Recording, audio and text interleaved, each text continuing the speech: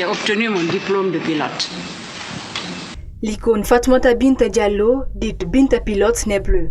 Cette femme émérite a tiré sa révérence le mercredi 29 avril 2020 à Paris des suites de maladie. Animée dès son bas âge par l'idée d'être pilote, elle a été pour la première fois enrôlée comme pilote en 1971, année à laquelle Dame Binta quitte la Guinée pour un stage de perfectionnement en Russie. 2 jours après, le ministre m'a convoqué, je suis venue. Il dit, bon voilà Binta, maintenant, qu'ils sont prêts depuis avant-hier pour te former. Les Chinois ont donné leur accord. Et les Russes viennent de nous dire que le Kremlin accepte de te recevoir. J'ai dit simplement, camarade ministre, moi je préfère aller en Russie. Il dit pourquoi? J'ai dit premièrement, nous n'avons que des appareils russes. J'ai dit deuxième point, nous suivons la ligne du socialisme russe.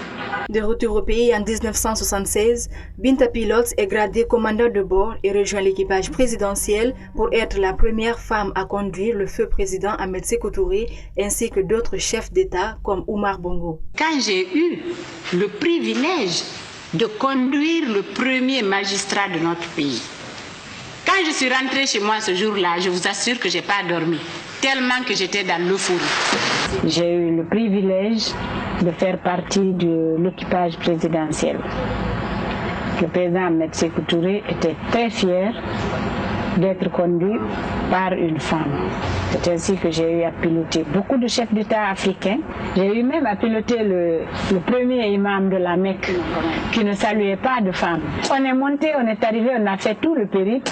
Mais quand on est revenu, c'est l'imam même qui m'a tendu sa main en me disant « Shukran ». Binta Pilote, une femme qui a su gravir les échelons dans un milieu autrefois dominé par des hommes, a été aussi la plus jeune députée à l'Assemblée nationale sous le régime du défunt président Ahmed Sékou Touré.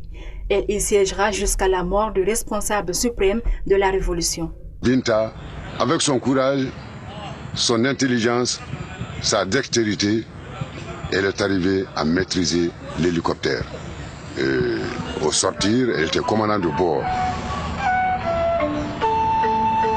Il faut reconnaître que l'arrivée de Binta en terre de Russie constituait une phase nouvelle dans le cadre de la formation des pilotes en Russie.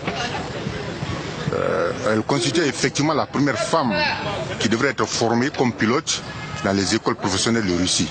Le jour de son arrivée en Russie, c'était une arrivée triomphale.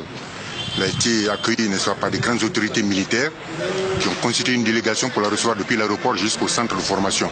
Fatoumata Binta Diallo, qui autrefois faisait la fierté de la Guinée dans son ensemble, mais aussi de la Guinéenne en particulier, laisse derrière elle sa patrie ainsi qu'une armée qu'elle a tant servie. En reconnaissance à sa bravoure, Binta Pilote a bénéficié de plusieurs satisfecits, dont celui de chevalier de l'Ordre national du mérite.